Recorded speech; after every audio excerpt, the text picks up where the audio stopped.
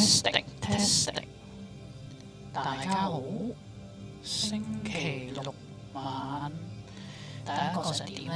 咁今日呢，就玩呢隻 pigVScow， 中文就叫動物之星。咁其實點解要玩呢？因為其實呢隻 game 都舊嘅，即係其實佢係2019年出㗎嘛。咁點解有玩呢？就因為啱啱 Steam 咧就有特價，就有個 Black Friday 咁，所以咧就玩下，即係就買咗呢隻 game 啦。咁所以就睇下啲咩之前都想玩嘅，咁搞笑嘅，我想撳呢隻紅黑色嘅格仔，但係佢俾咗藍黑，我可以自己揀。OK，I see。咦，我想咁樣嘅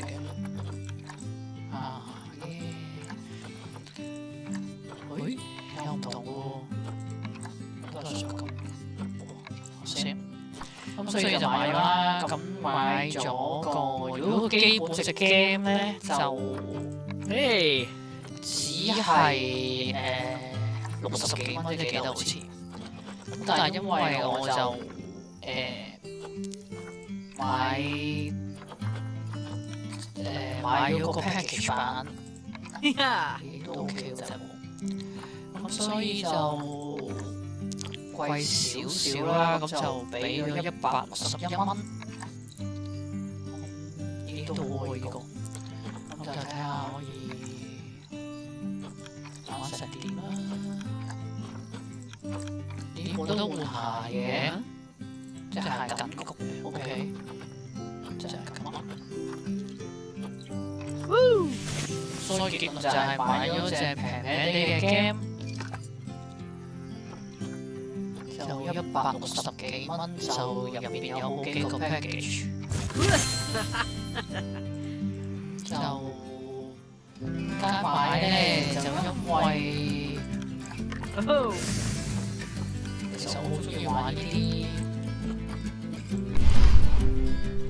因為我可以用個簡單，即係我唔識玩係咪應該玩咗啲呢個入啊，即係。意思先啦，咁我就中意玩呢啲自由度高啲嘅 game，咁我睇下會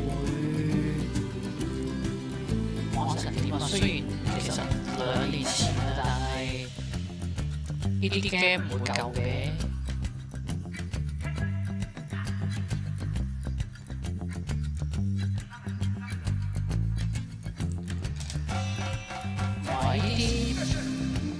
呢隻其實就係之前有嗰隻 pigVScow 嗰隻 game， 咁其實同一間公司出嘅。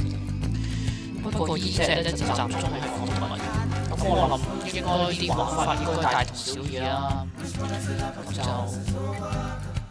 應該頭呢幾關就應該難唔到嘅。咁我都唔想太難啦。Heyo at Hematu. Yeah.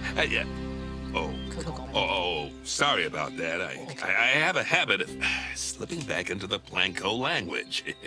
It's good to finally meet you in person. I'm Bernard, although I insist you call me Bernie.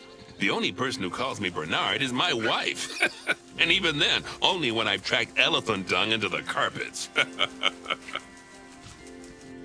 As you know, I own several zoos, but I always like to show people the ropes here at my home. This is the first zoo I ever opened, and a source of great pride for me. And prides, thanks to a lion breeding program we ran in the 80s.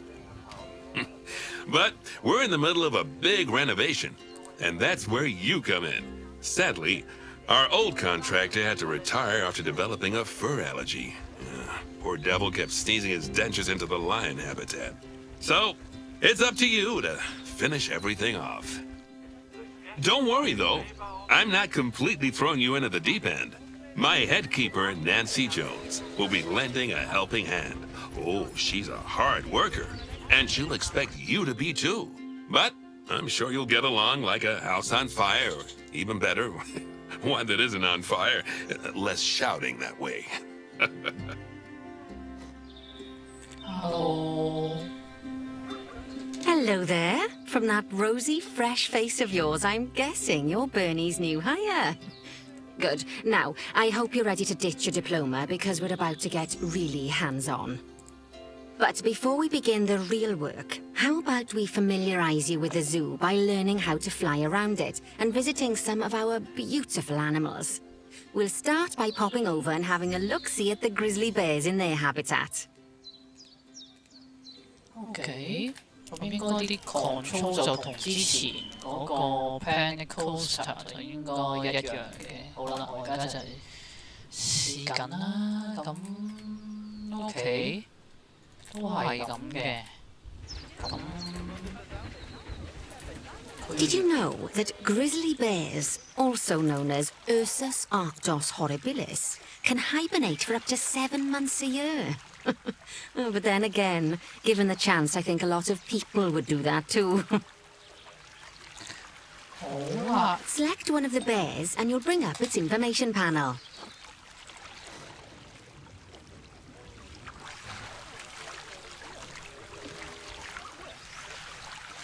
See now, this is a fantastic way to get a close look at your animals. You can also get this view of an animal by simply double-clicking on it.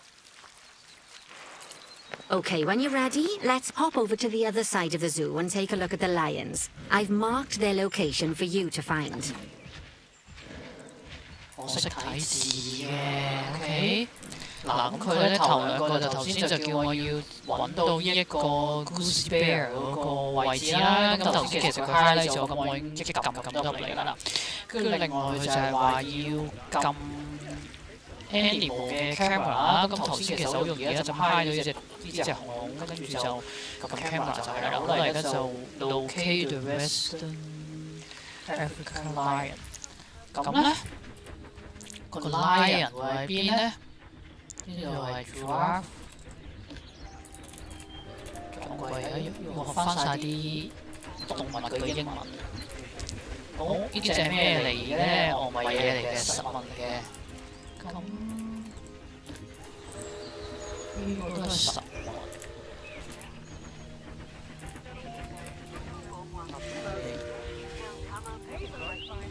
你係買咩㗎？Hey, mushroom。貴啲啊！咦，佢有得睇埋個 profit。OK。哦，呢個係嗰啲 information， 買嘢食。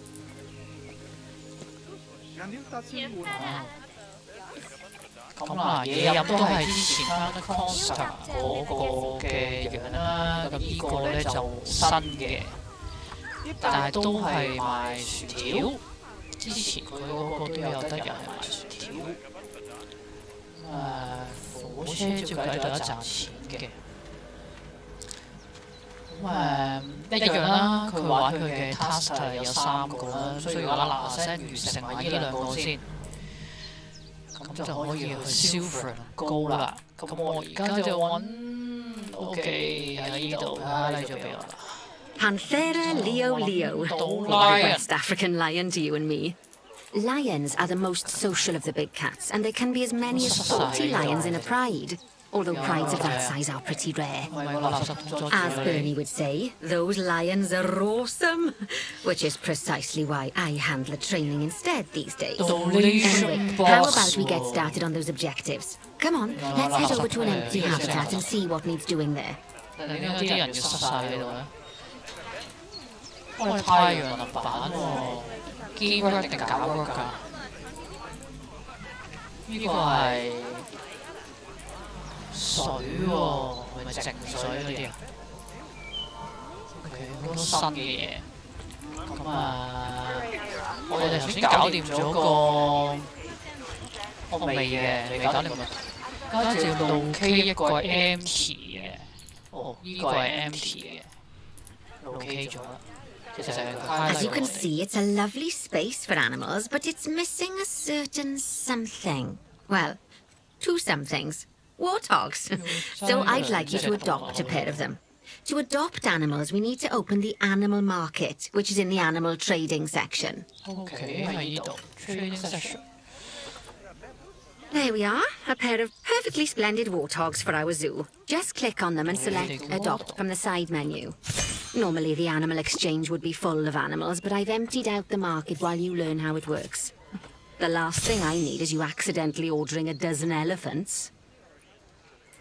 咁點樣 locate 入嚟啊？點解就 When 係 you 咁？ adopt an animal, it's automatically placed in the trade centre, where they're held until you're ready to move them into their habitat, which, as it happens, you are. So how about you move them into their new home? 哇，OK， 唔知發生咩事。 When you ask for an animal to be moved into a habitat, your caretakers will go to the trade centre, collect your animal, and deliver them to your selected habitat. I've marked the trade centre's location, so let's go and watch the caretakers in action. 賺多啲錢啊！哦，呢度 set 貴啲先。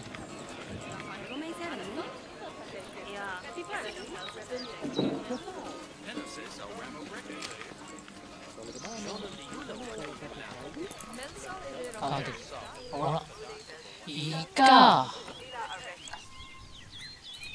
Well, as you can see, those caretakers don't hang about. They'll move those animals to their destination as fast as possible. Of course, normally we'd have to place the animals into quarantine before moving them into a habitat, but I am assured by a person of good standing that these warthogs are in the very rudest of health. Right, let's get the warthog's habitat finished up so we can keep them nice and happy. You see, each animal in the zoo has an overall welfare statistic, basically how happy they are. And that overall welfare statistic is itself comprised of 4 different areas: nutrition, social health, habitat, and enrichment. Luckily, if you select an animal, you'll bring up their animal welfare information panel, which we saw earlier, where you can see how they're doing. That way, you'll know exactly what areas need to be addressed. Don't worry if that's a lot to remember. You can always check the Zoopedia for more information.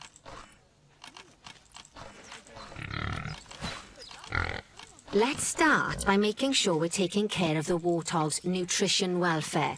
To do this, we'll need to place a food station and a drinking station. Now, each animal requires a different type of feeding station. And for the warthogs, it's a small feeding trough. So let's add one of those and a water bowl. OK，係咪呢個算 small 啦咁？咁係咁，應該擺近啲俾人睇啦。咁佢哋會唔會過嚟？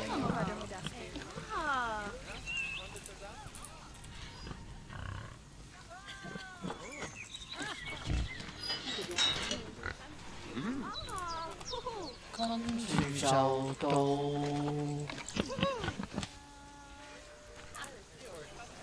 呢個係 fish station 咧。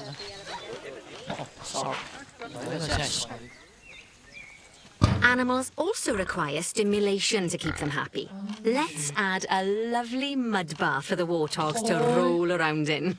That bath will count towards their enrichment welfare, specifically their toy enrichment welfare. 咁即係應該係呢個啦。 Oh, nice work. You've got a knack for this, I see. Now, our contractor had to leave in a hurry, so this place is in a fair old state. Unfinished thingamajigs and whatsits all over the shop. But the first thing we need to finish is the ostrich habitat. It's over near the hippos. OK 嘅 highlight area，你嚟呢度做咩？ Oh, before we actually start building our ostrich habitat, let's pause the game. Just click the pause button in the bottom right corner. Ah, that's more like it. A quick break. Sometimes it's a good idea to pause the game whilst you're doing something which requires your concentration, because it'll stop the zoo spinning out of control while you're looking the other way. Let's keep the game paused while we get this ostrich habitat built. Okay, job number 1 here is to add a habitat gate before we complete the barrier. Every habitat needs a habitat gate. After all, how else would the keepers get in and out? Just make sure it's hooked up to the path so the keepers can reach it.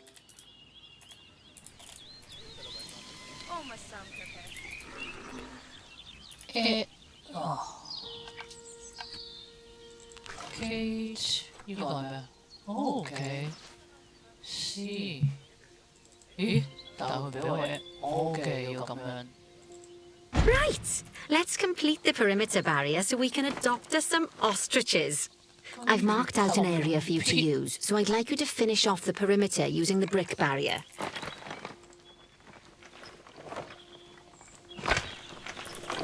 Sorry， 聽到啊！我唔係想呢度，我想呢度，但係我想點得咗？跟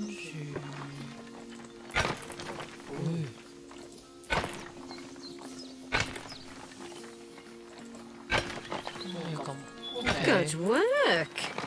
Remember, before you can place animals in any habitat, it has to have a full loop of connected barrier. Now, you've probably noticed that guests can't actually see into this habitat at the moment. At least not without a stepladder. But seeing as they're banned, I'd like you to select a piece of barrier and swap out the brick for a glass barrier, so the guests can see in. Oh, okay.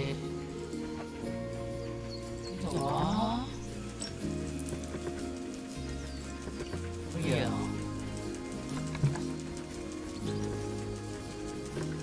Highlight. 今日 highlight 咗咯。我要咁喎。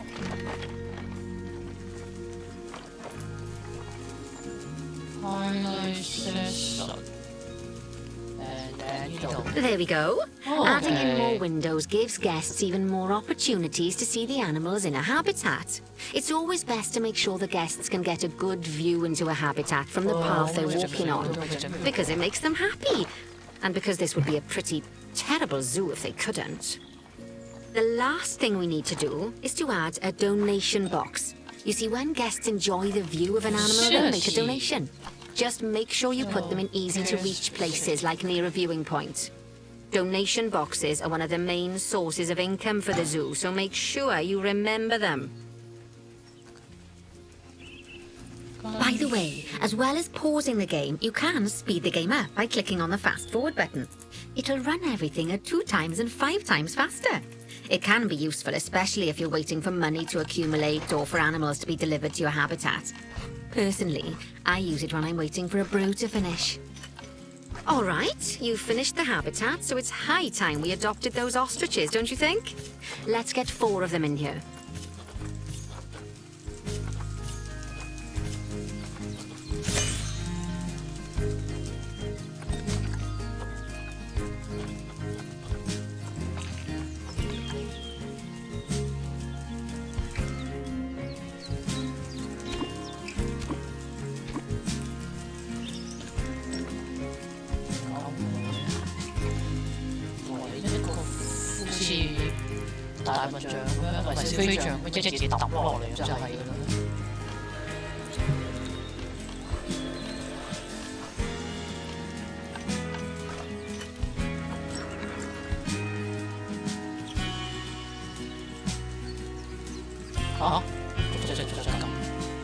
While we wait for them to be collected by the caretakers and brought to the habitat, you should get it ready for them.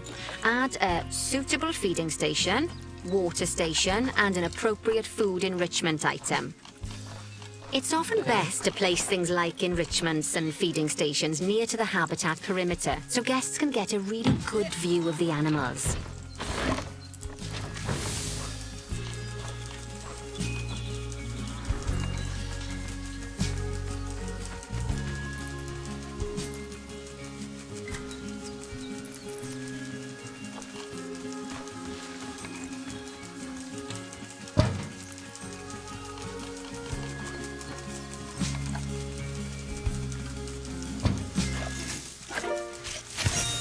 Oh, good to see the ostriches have somewhere they can really stretch their legs.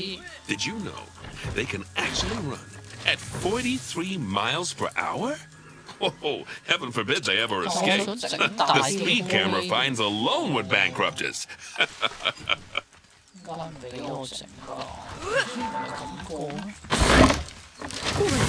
Bernie certainly seems impressed. Did he do his speed camera joke? Every time we get an ostrich. So, now we've made the ostriches' lives a bit better, let's do the same for the keepers, shall we? To make it easier for the keepers to feed the ostriches and hippos, we should build a new keeper hut. Keeper huts are where the keepers prepare the food for animals, so they should be placed near to the habitats to make sure the keepers don't waste their time walking when they should be looking after the animals. 呢個係邊個啊？卡食 keeper， 價錢35蚊雞。 You'll need to rotate the keeper hut to get it to connect up to the path. 我知要 rotate 啦，咁點樣轉到佢咧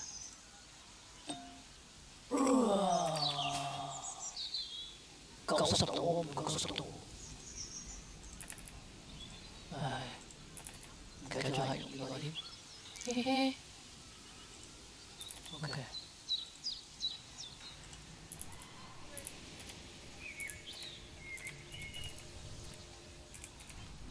望真啲，睇真啲。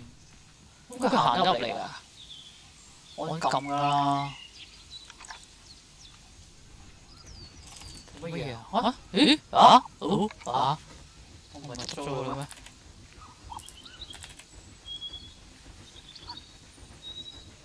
咪係咯。佢自己俾顏色我喎。呢個係 work 㗎嘛？定係佢要我咁啊？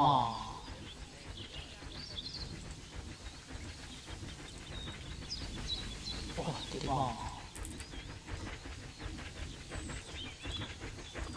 又唔得，冇理由喎。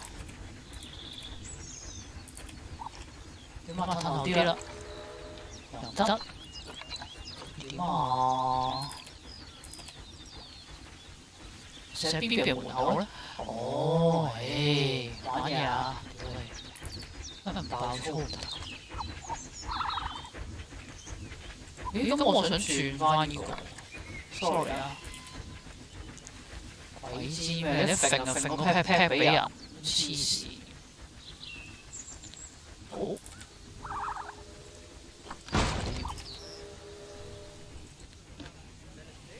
This keeper hut only has space for one keeper, but the larger keeper hut can allow multiple keepers to prepare food at the same time. Oh, but bear in mind that keeper huts and other staff facilities shouldn't be placed near to areas where there are lots of guests. Guests don't like seeing facility buildings, and it can affect their happiness. Negatively. In case that wasn't clear. Something that all facilities, shops, and a whole host of other objects need is power. And that obviously includes your newly built keeper hut. So let's place a transformer next to it, shall we? Now, the reason everything has gone blue is because you're using the power heat map. This map allows you to see what is and what isn't powered in your zoo. So, once you've placed your transformer, you can click in the bottom left to turn the heat map off. Right, left, right. 買豆你要知道我係唔識分左右。哦，見到啦。哎呀！所以就要咁，即係如果嗱，我而家冇未擠落去啦，咁我啲電係cover唔到嘅，所以其實佢就 suggest 我要擺邊，但係個屈鳩我要擺呢度咯。其實咁我咧就大概啦，第一次係咪先？喂，點解又唔得？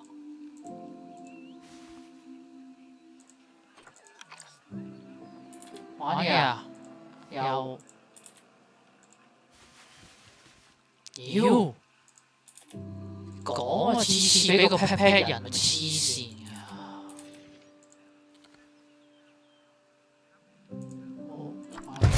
lovely work. Now the keepers can start using the hut to prepare food, and thanks to where you've put it, they won't need to walk very far to deliver it to the ostriches and hippos. Let's get on to your next objective then. Bengal tigers. We want to adopt some, but I'm afraid there's nothing ready for them yet. Head on over to the plot of land I've marked out. It's not too far away. 又嚟，好啦，佢要個拉人嗰度。 Right, the next job is to build a habitat from scratch. And concrete and glass, I expect. So, go ahead and build it. Just make sure that the habitat includes that big hole we've dug. Oh, and don't forget to add a habitat gate to the barrier. Oh, and make sure the guests will be able to see the tigers.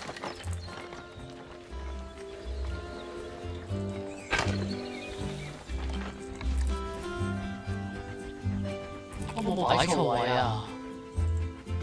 你知成日我覺得佢喺度咁好長咁短嘅點解？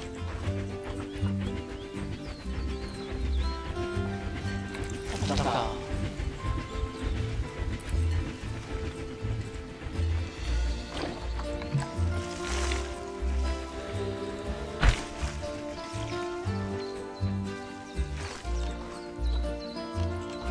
啊！我想咁得㗎啦，係咪真係㗎？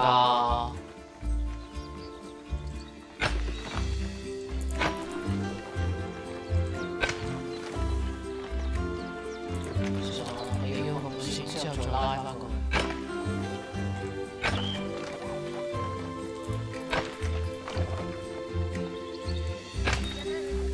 得唔得㗎？ 哇晒人哋嘅差價，好想跳出嚟啊！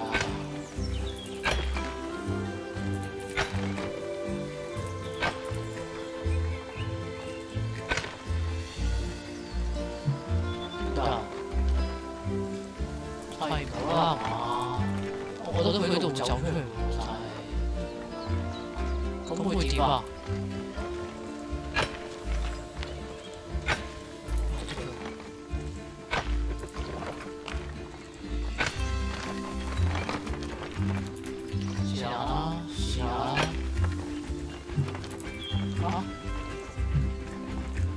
說哦，呢種嘢，喂，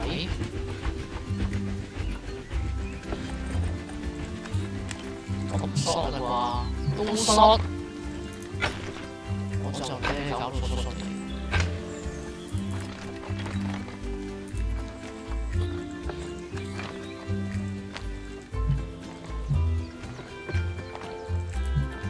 搞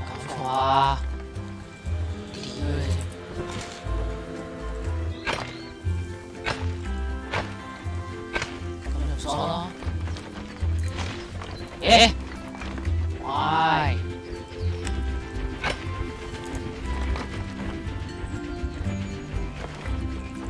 搞掂啦？乜嘢啊？仲嚟？要圍晒佢，我想有嚿石喺度喎。哇！啲石幾靚。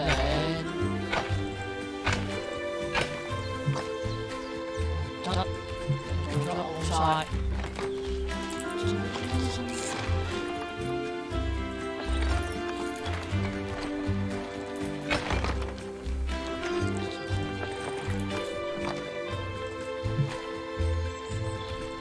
咩啊？得？喂！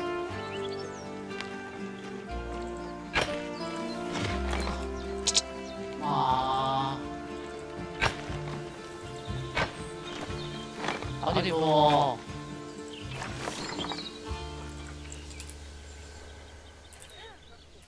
咦？點解度仲有個窿嘅喂？好煩，起呢嚿嘢。Now, Bernie takes safety very seriously at his zoos, so we should probably make sure those tigers can't jump out of their habitat, don't you think?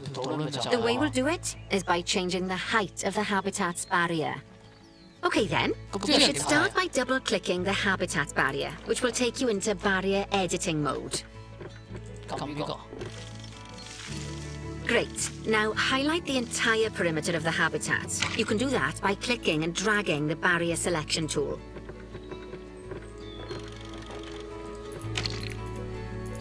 屌啦，都未係我。咁但係啲人咪睇唔到咯。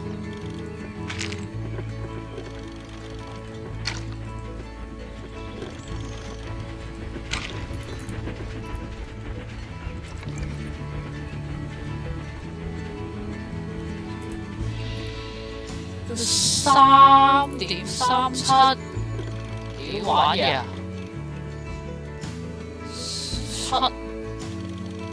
七，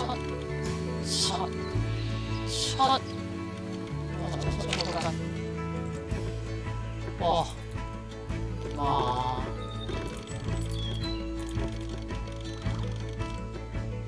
一齊升！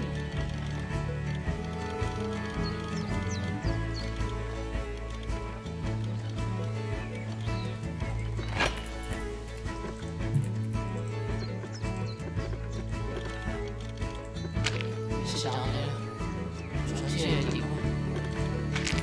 跟住，哇！真係好多，開個肺370，係啊！是但，心機執你包，都黐撚線嘅，幾前一早講。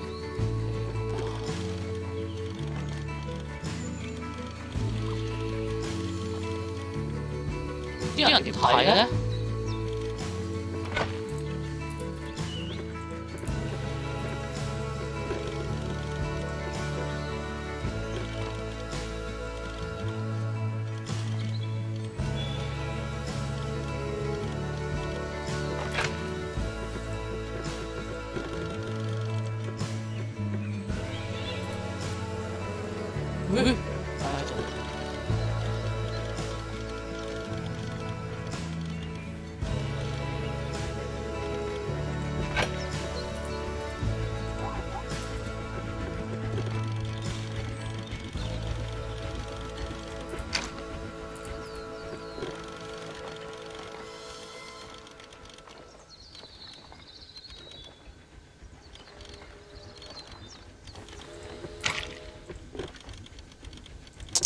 呀！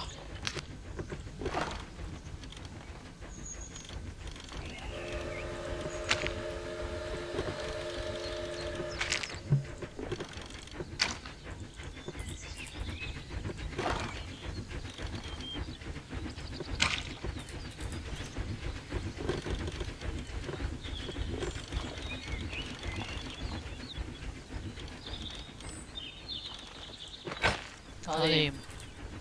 佢當唔當搞掂啊？諗係咪有嘢未高過呢個啊？唔係啊，高過啦。但佢 exactly 要嗰個高度啊。真煩。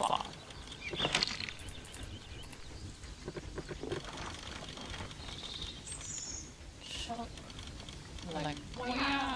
我低啦，是但佢。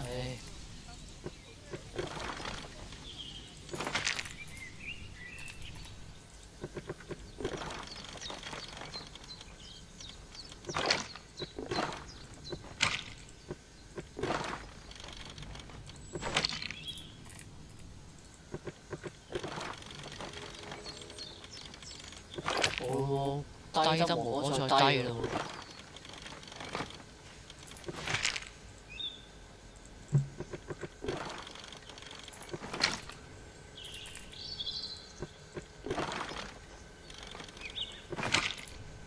整完喎，想點啊？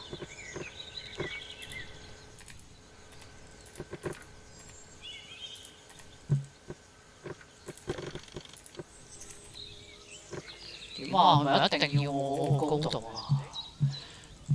啊？救命啊！我又開始一想行 free fall 就搞到咁。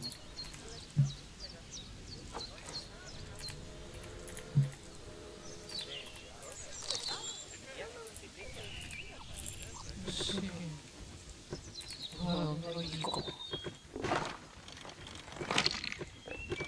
冇低咯喎已經。372呢個咧？呢個？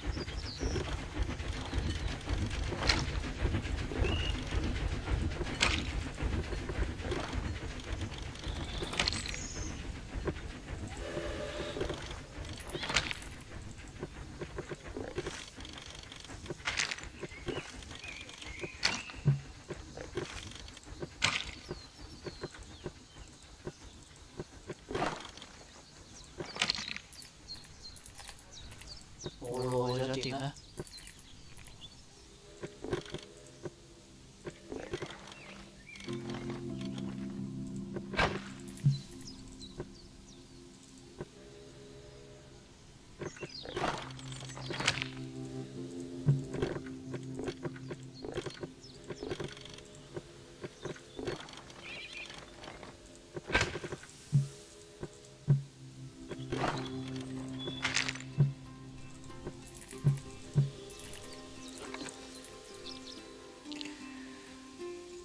救命！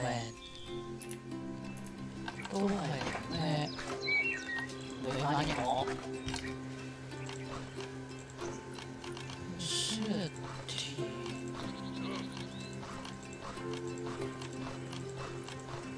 因為而家我唔喺嗰個 session 佢俾我撳。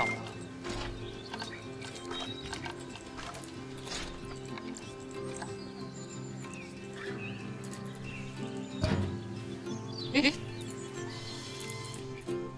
銅像嚟嘅，哇哦！但擺佢咪做咩扮啊？扮有一隻嘢喺度。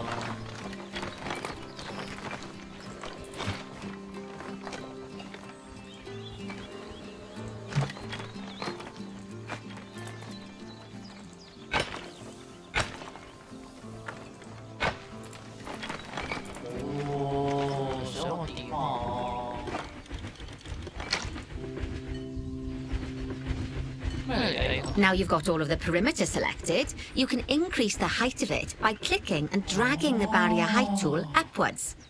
You'll want to make sure it reaches a height of at least 3.7 meters. 咁再一次過撳啦。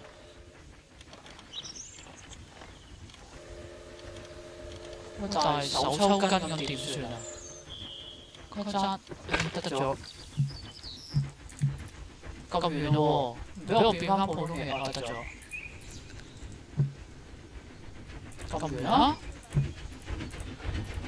咁嚇？喂，點解仲有啲係600嘅？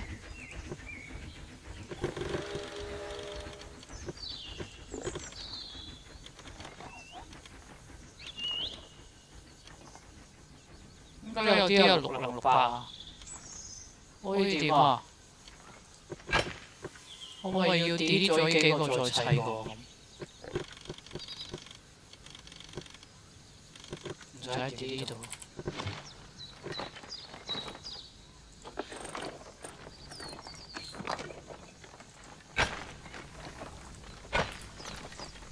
啊！梗係好煩啊！點解你要咁對我啊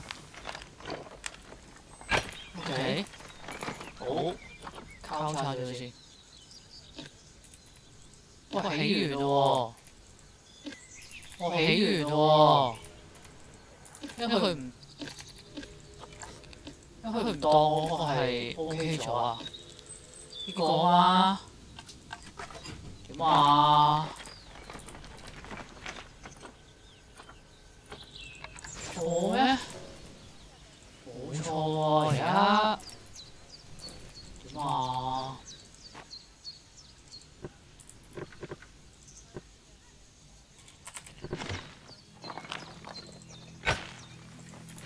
哎呀！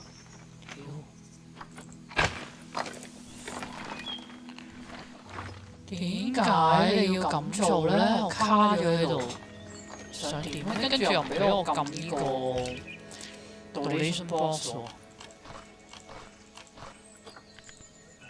喺度咧？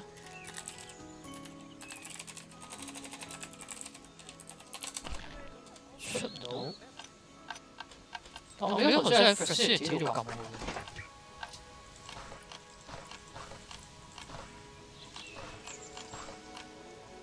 搞錯啊！蝦我而家冇玩嘢啊！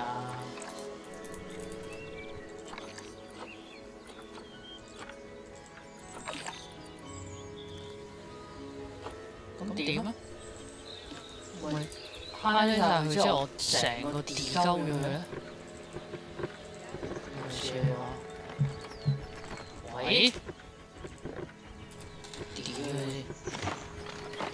先！哇！而家嬲我咧〜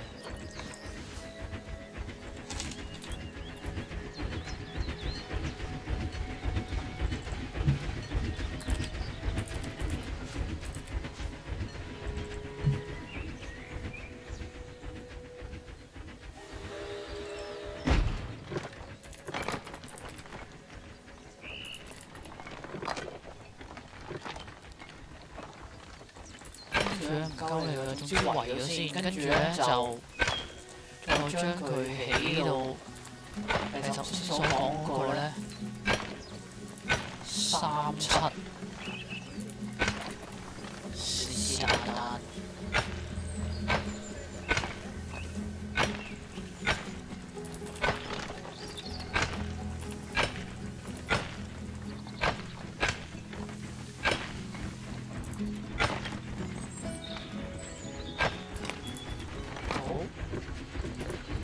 一嘢推上去37。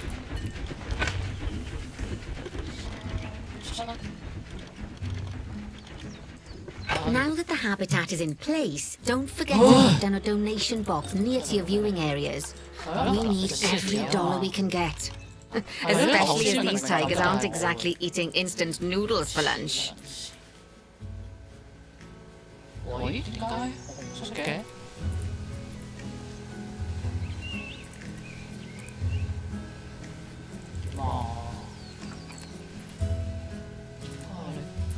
一定要呢個範圍？點解啊？ Okay, that's the habitat boundary complete, the habitat gate's in place, and most importantly, the tigers won't be able to jump out of it anymore. I think it's time we adopted those tigers.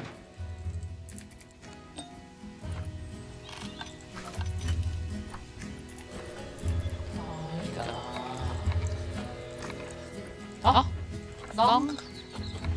咁點買啊？有腳買，我喺度撳上呢度。哇！梗係買一撚到佢啦，我而家好有錢啊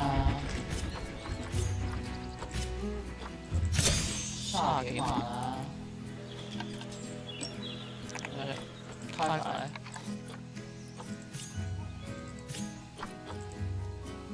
Whilst our trusty caretakers collect and deliver the tigers, let's take a look at preparing the habitat for their arrival.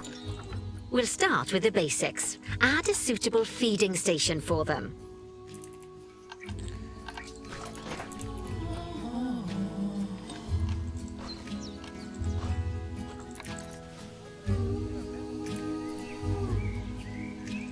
This time, instead of adding a water bowl, let's try something different.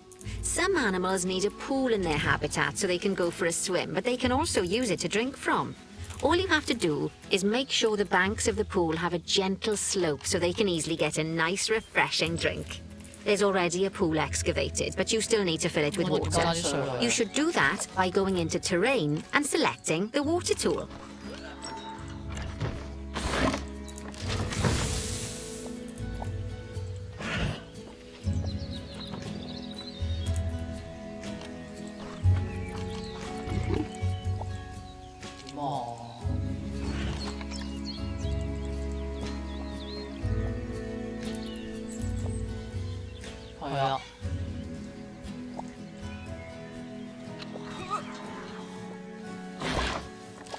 Yes, that'll do nicely. Of course, just like the warthogs and ostriches, these tigers will also need some enrichment. Why don't you add some suitable toy and food enrichment items into their habitat?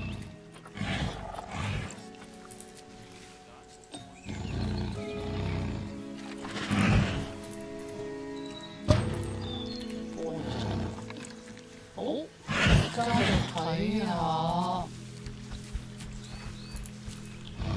食物嗰個咪搞咗咯。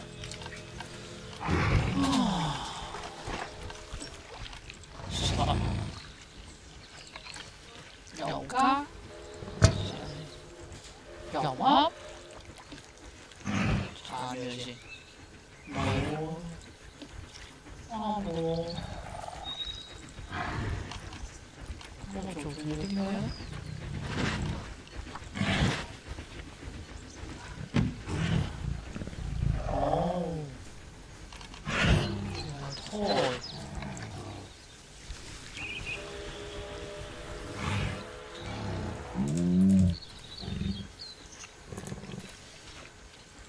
？Okay, it's really starting to take shape.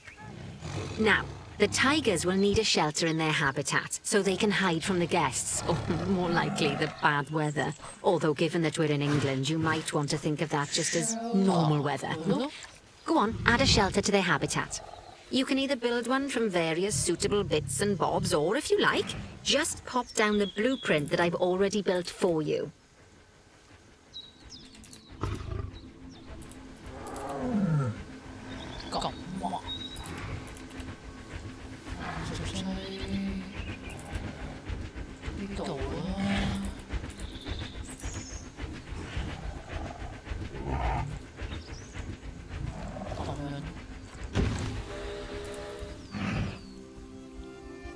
Oh, poor Dabs. I'm sure it can't have escaped your attention that the tigers look a bit miffed. That's because they aren't too keen on the type of terrain in their habitat. Select a tiger and bring up its information panel. Rightio, click on the terrain tab. That way you can view the terrain information and see how they feel about the different types of terrain. That'll tell you what the tigers need more of or less of in this habitat.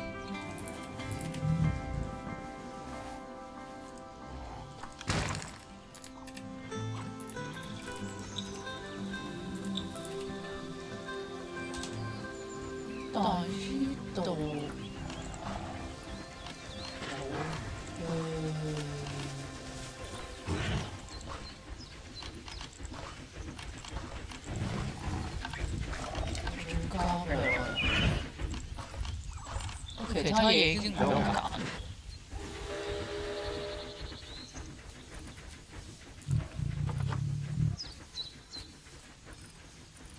先，都係咁，應該係呢個嘅。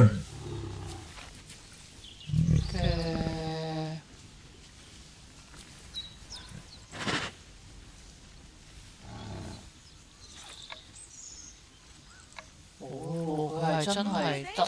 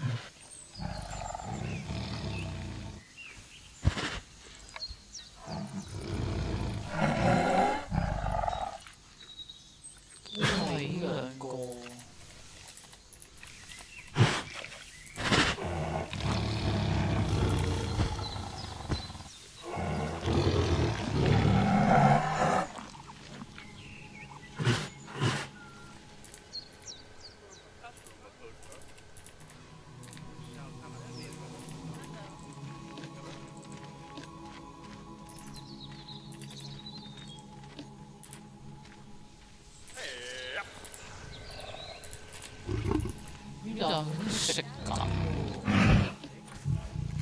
有冇幫助咧？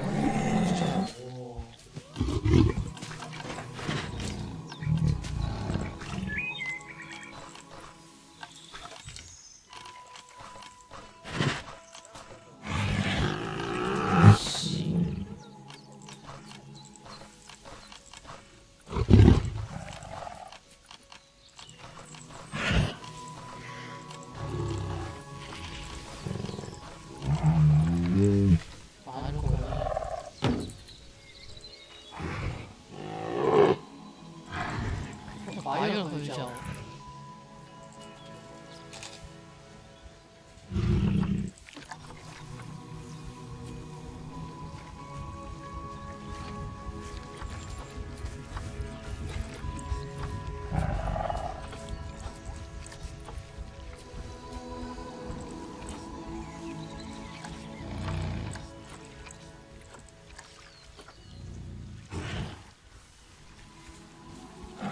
開電呢個，我可唔可以叫佢講多次？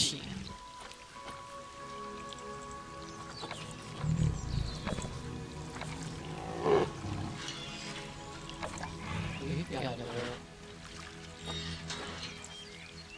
哇佢啊！ Rightio. Click on the terrain tab. That way you can view the terrain information and see how they feel about the different types of terrain. That'll tell you what the tigers need more of or less of in this habitat. Okay then, open the terrain editing tool, select painting, and give them some more soil. Yes, that should help with the habitat part of their welfare.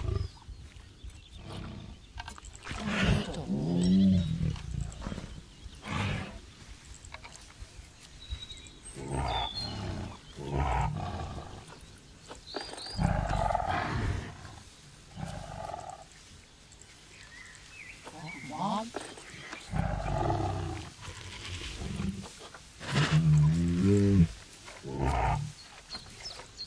唔係呢個咩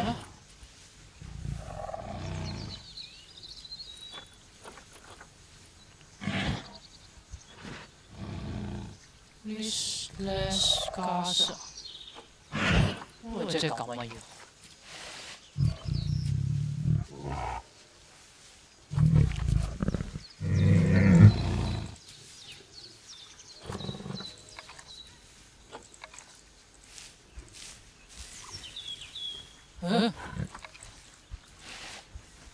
OK，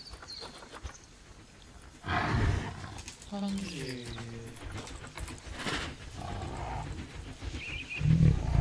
好。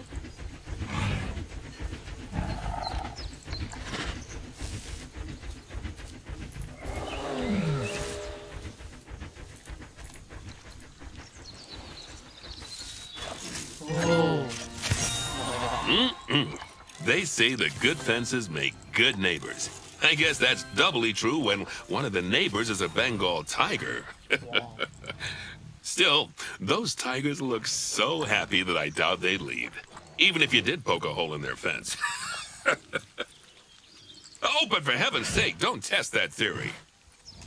好啦，而家就繼續向金嗰個進發。 Right, let's head over to the Indian peafowls. I've been told that we need to improve their social welfare.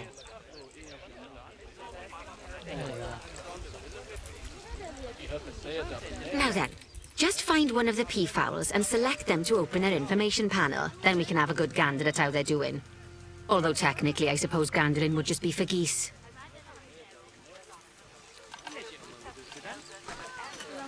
Expand their social welfare, and we can get a bit more detail.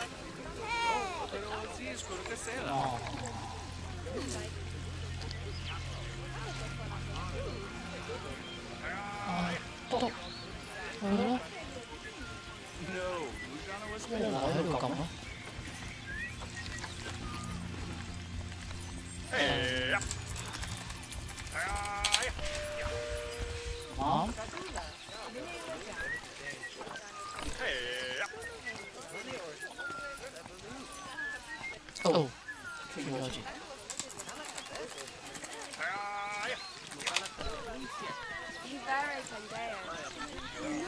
Oh, 係咪喺度咁喎？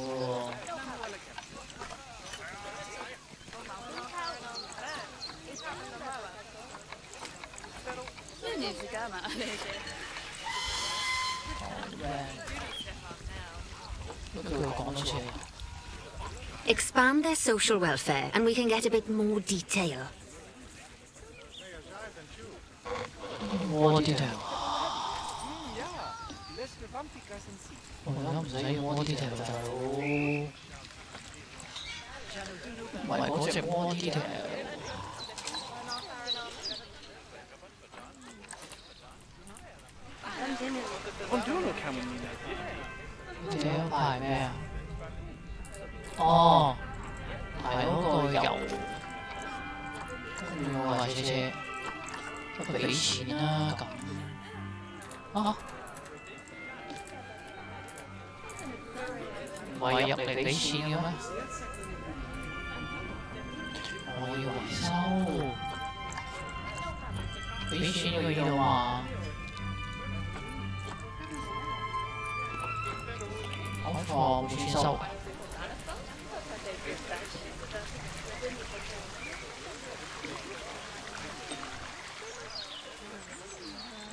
Now, they've clearly got plenty of space, and they're not stressed, but it looks like their social group isn't quite right. So let's find out more. Click on the social tab at the top of their information panel to see what's wrong. Right, as you can see, the peafowls need their population to be larger. To solve this little problem, you'll need to adopt 3 more female peafowls. Off you pop to the animal market then. Animal market。都唔出現俾我，黐線。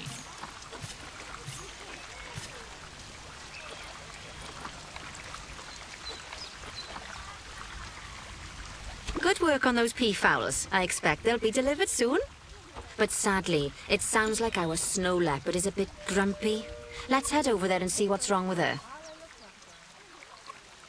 OK，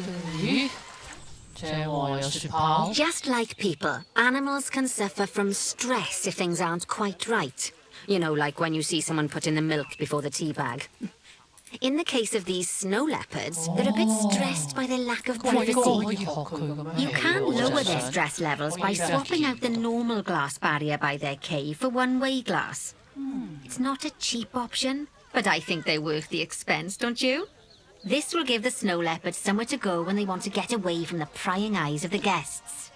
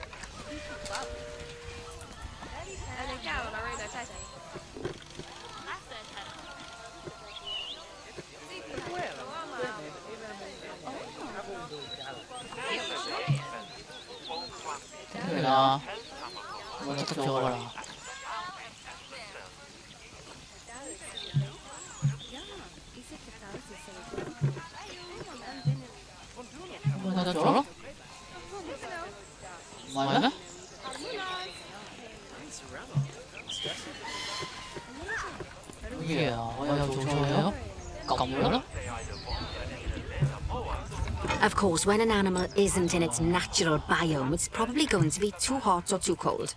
Unsurprisingly for the snow leopards, it's too hot. Even with the terrible British weather, you should help cool it down by adding some coolers to their habitat. But let's start by opening up the temperature heat map and having a look-see at the temperature in the leopard's habitat.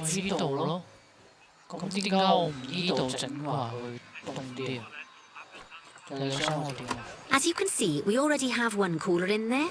Let's pop some more down and get as much of the habitat as chilly as we can. Luckily for us, this habitat already has power, but you'll need to make sure of that in the future. Just so you know, if any part of a habitat is powered, then the whole habitat will be powered.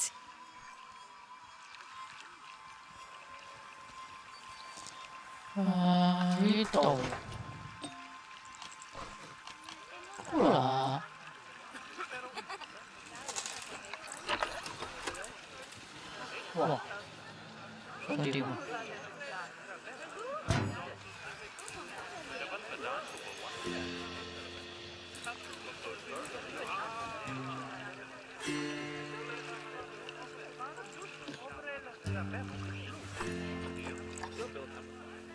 整完㗎喎咁。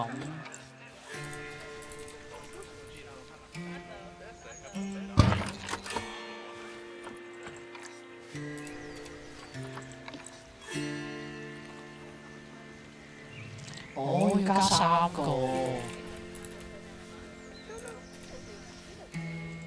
You can find heat maps for all sorts of helpful things, so do be sure to explore them and make good use of them.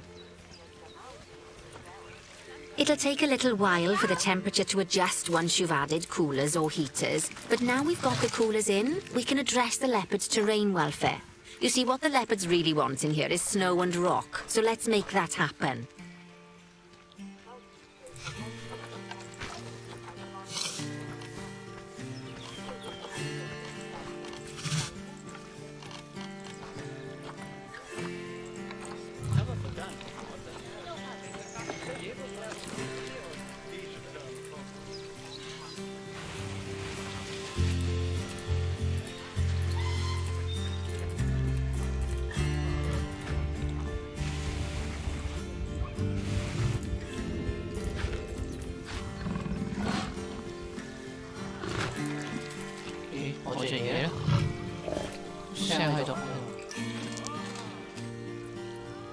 OK 啦，係嘛？98%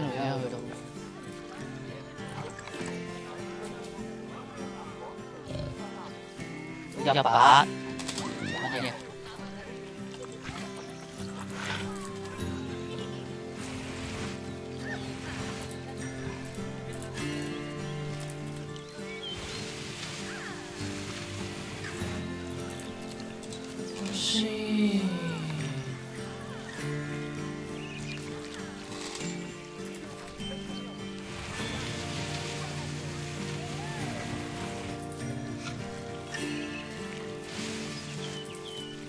81、82，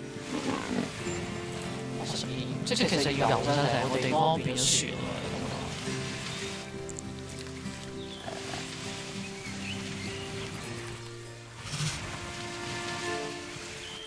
82啊！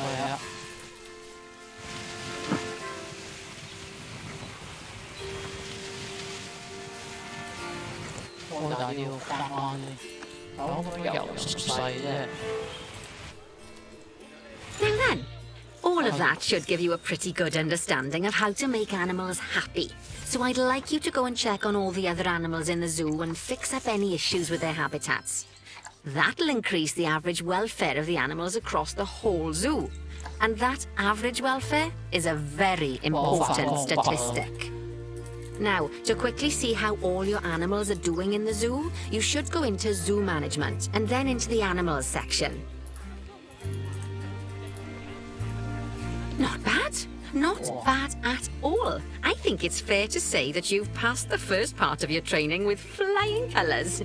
There's still lots more to learn, but we'll have to head to another one of Bernie's zoos for that. If you want to grab your passport, we'll head off, shall we?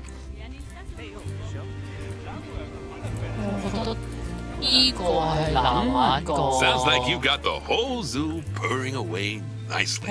Well, purring, grunting, screaming, booming. All the appropriate noises. I guess I was right to hurry, huh?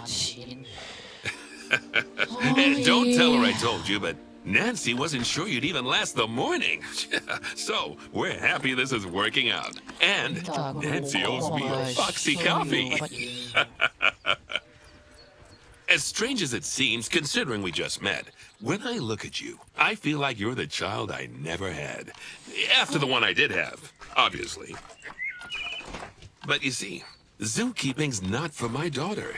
Don't get me wrong. Emma absolutely loves animals, but she set her sights somewhat higher. Wants to save the entire planet. I'll just settle for saving a couple of species. And maybe having a type of frog named after me.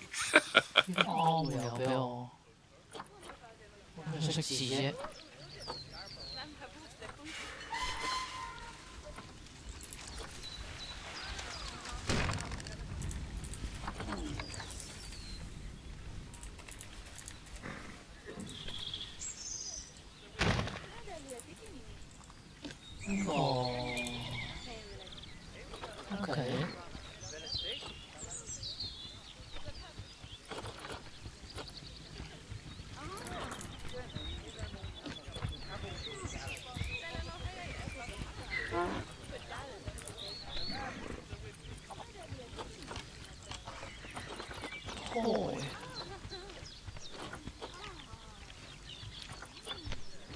喂，大佬，我唔知邊個胎先啱你喎。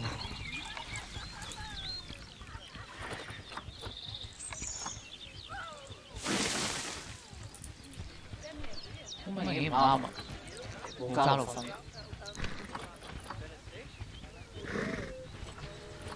咦？呢個可以俾你喎。睇下先。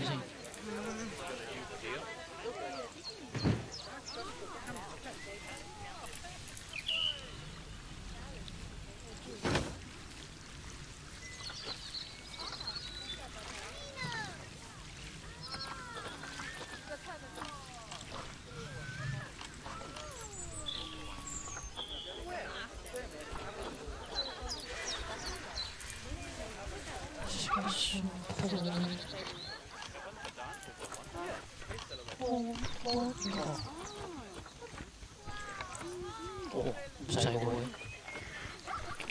好難估喎。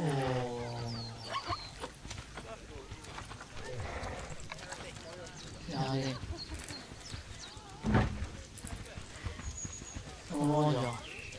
係冇啊，唔鳩你我嘅繼續。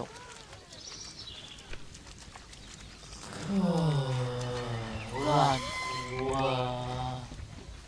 點估咧？乜都掉晒。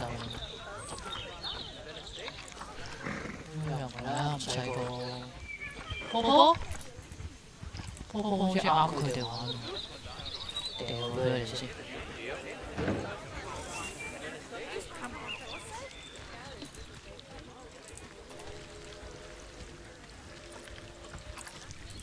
因為點解要喺呢度咧？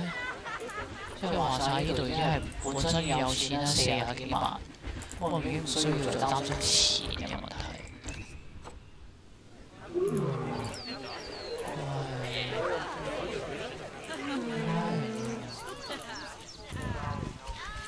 人用乜嘢？呢度都有隻嘢喎。喂，我見到呢度係隻獅子仔係嘛？定公仔嚟嘅？喂，我去邊啊？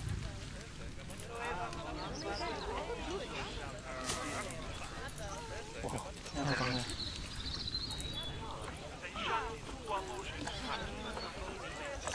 哇，係喎，真係要 attention 喎。冇 social， 冇 space， 好大個 space。乜嘢嚟啊？定係卜住咗佢喺度？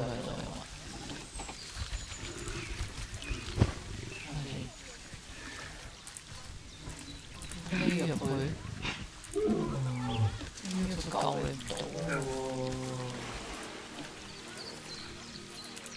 哇，點睇呢度？呢部你又出翻嚟喎？有你啦！8個月大，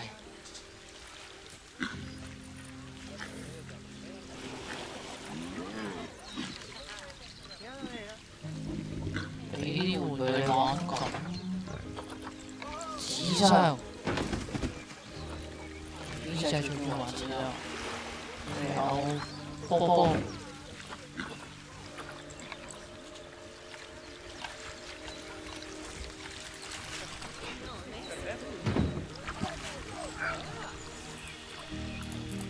波波係點啊？哇正，我玩嚟睇下喂。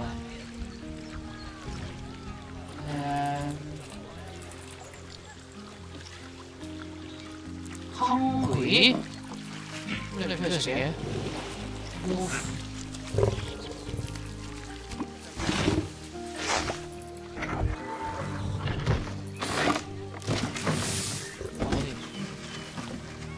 正常。幫咗佢。啲嘢食。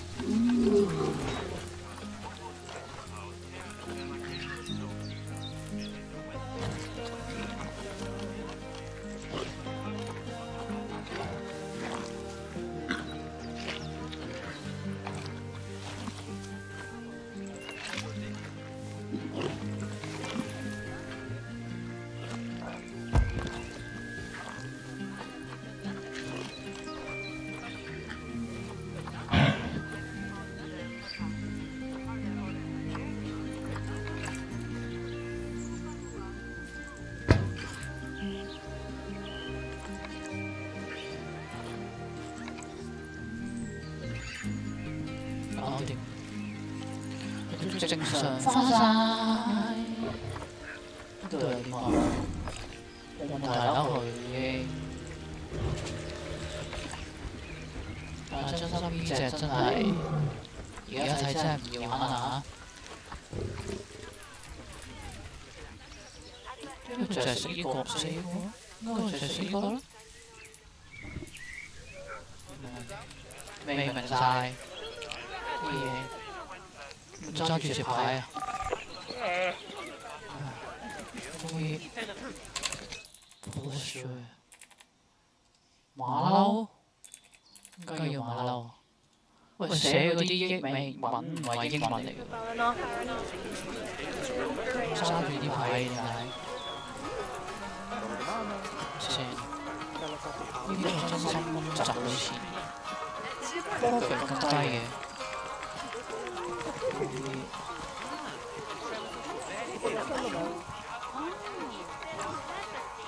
哦，是。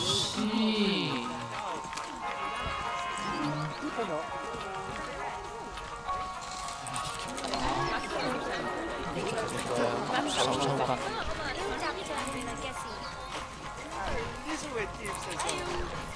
快啲！仲有咁多嘅。咁賺呢個，賺咗26蚊喎。得pair 我，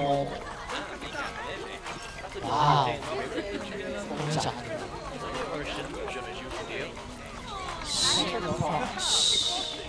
嘢有錢最好賺啦。估邊啲先？加6雞。咦？竟然冇人買紅寶包？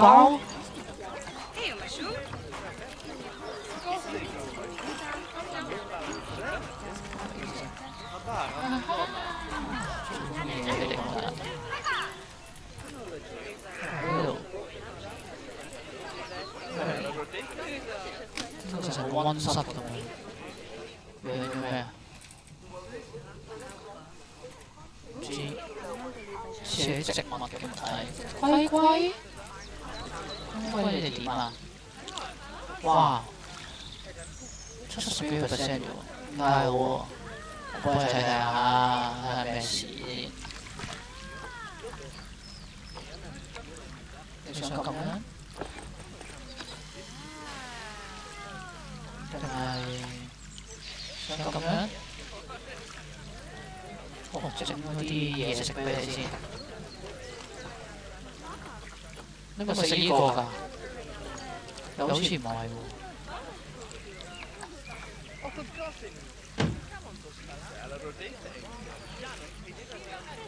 Special food，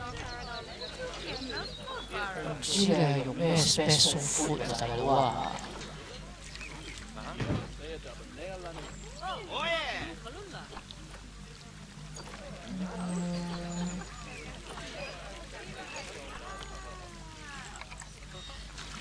冇啊！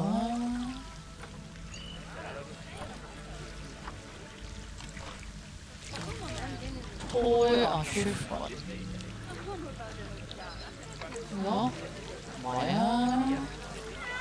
我但係好難估喎，龜龜係用咩㗎？咩花嚟咪啊？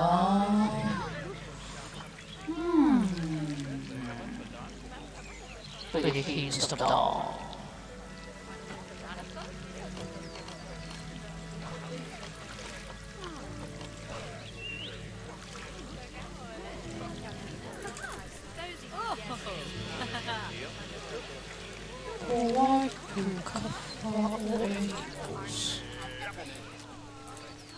又喺度，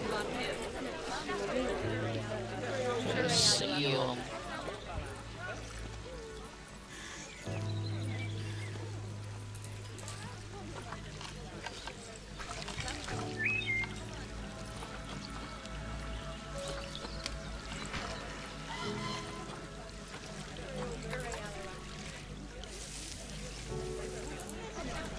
幫咗，冇。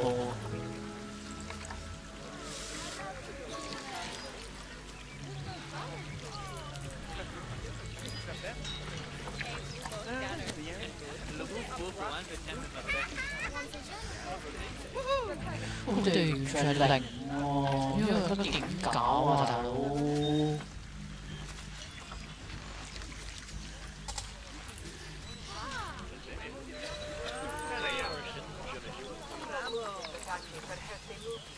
過嚟呢個啊，呢度。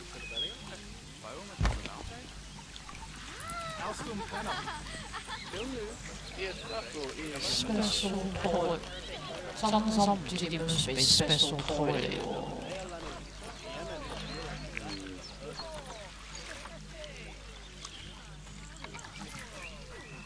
咩嚟啊？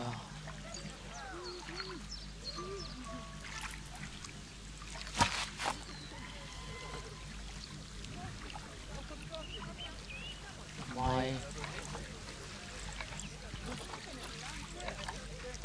超啊！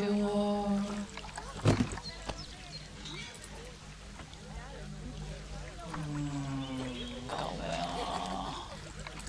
點解？喂，啱咗。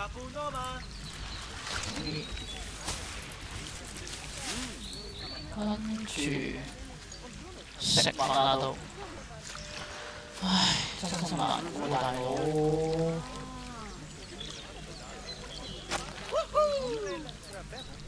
唔啱，佢掉翻去走。哇！掟呢個，我嚟幫幫啦。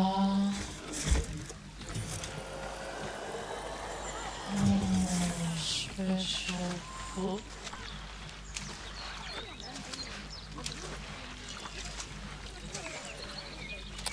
係啊。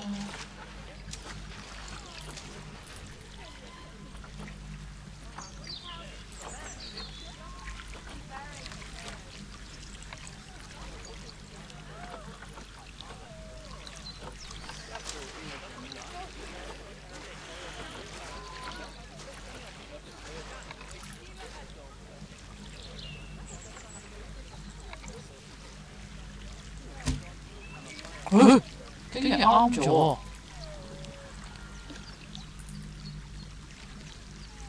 我好難估啊，真心。但唔會係啦，呢個咩拼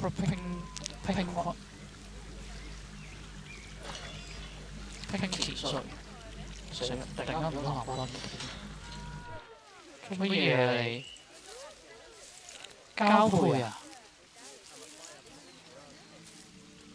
哦 ，so sweet。咁幾時生隻 BB 出嚟啊？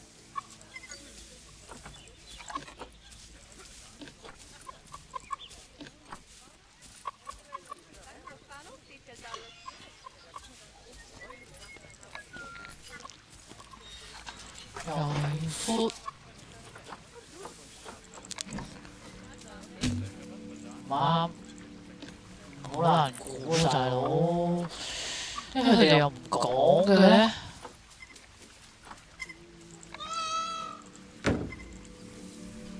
啱啱咪？啱喎，照計。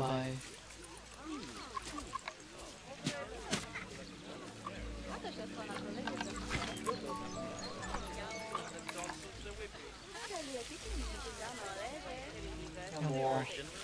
冇多到好似有。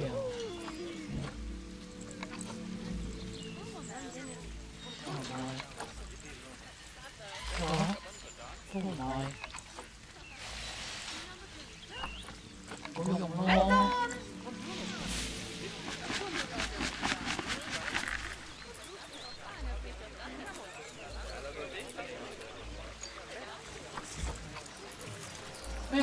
啦。聽到，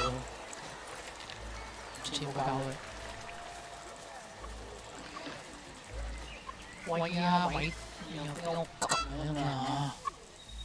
撳到嘅，交叉咗，交叉咗，交叉咗。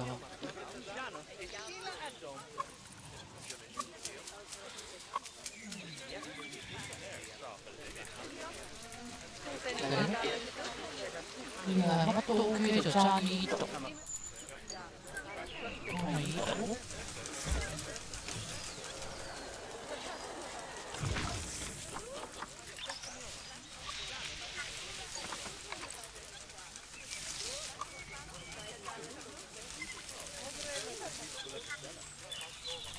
但係本身比頭先低喎，我做過嘢啦。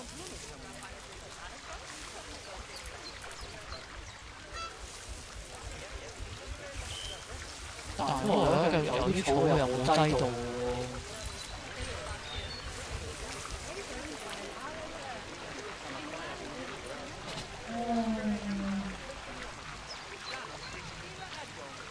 點估啊，大佬？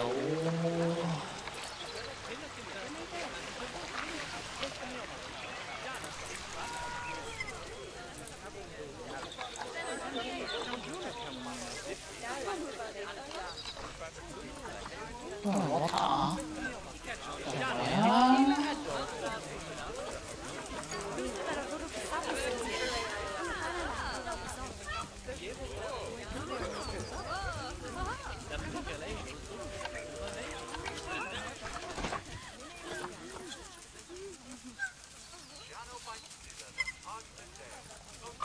呢度。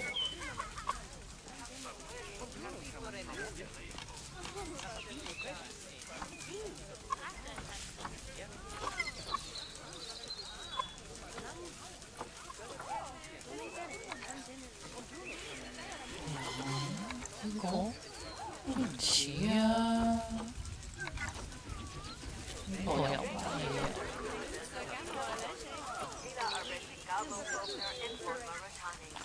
救命！啊先啊，唔關事。呢個咧都係唔關事。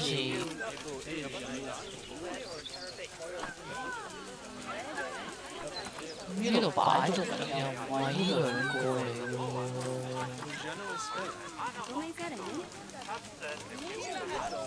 都係呢兩個。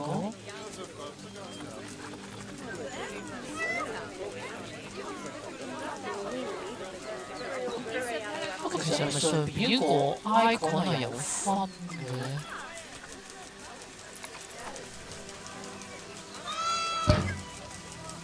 唔關事。啊！救命啊！即係點啊？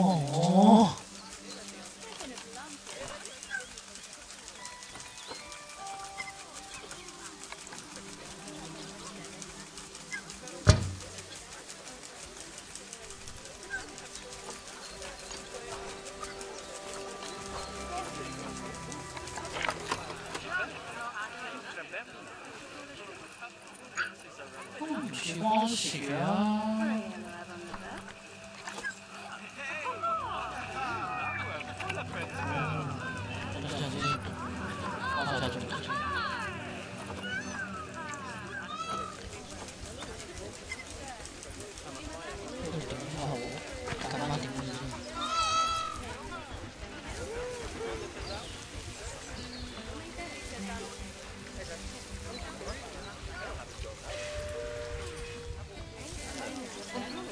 應該好似冇變咗73%嘅位。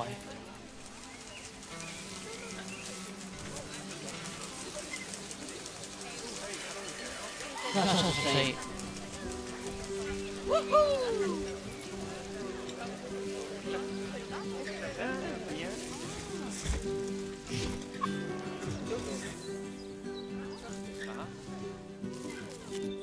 點啊？結婚生仔就去啦，唔會阻你個，放心喎。低咗添，點搞？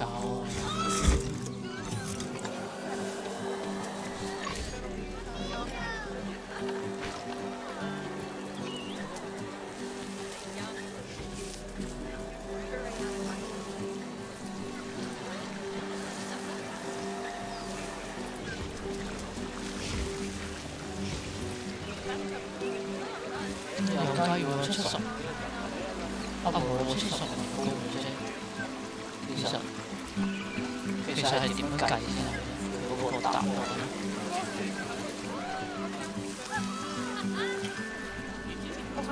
仲10添。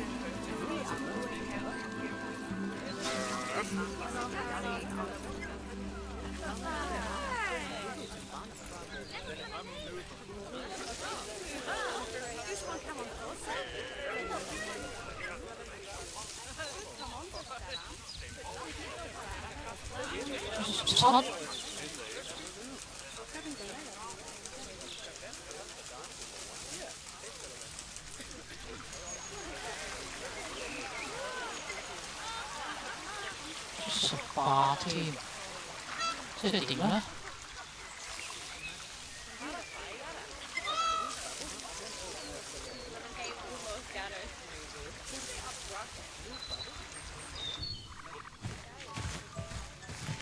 乜嘢？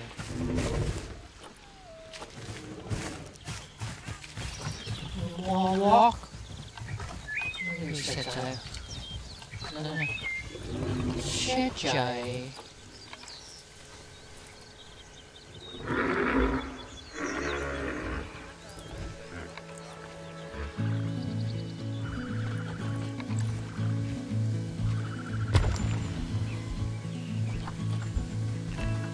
上地下嗰啲係石仔啊！哇！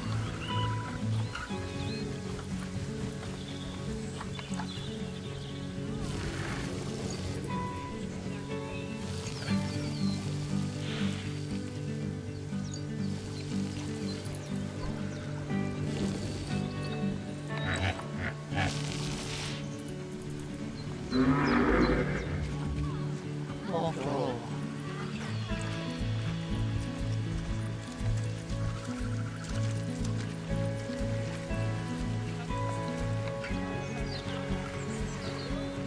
又係得意喎 ，space 啊嘛，好多 space 喎，哇！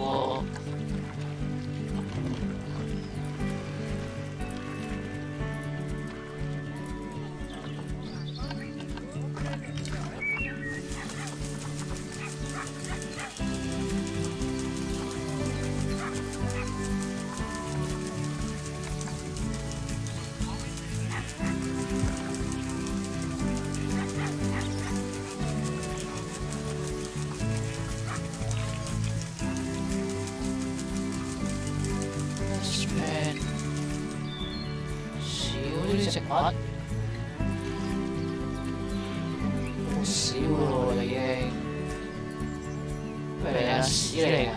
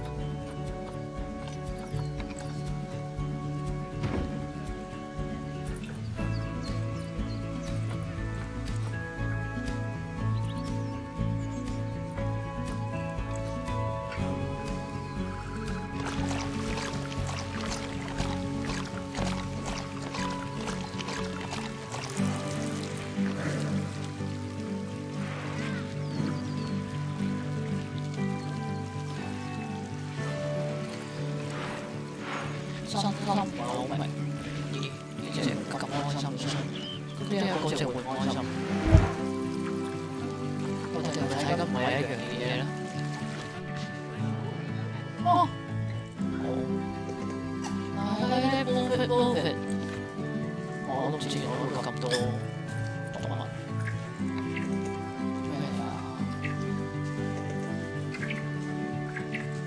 大概綠色嘅，但係零個聲，好難明。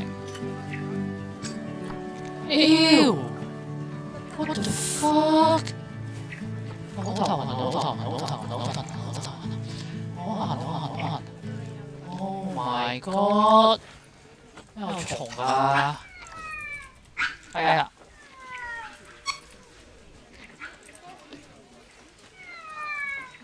好似貓叫咁樣啲叫聲。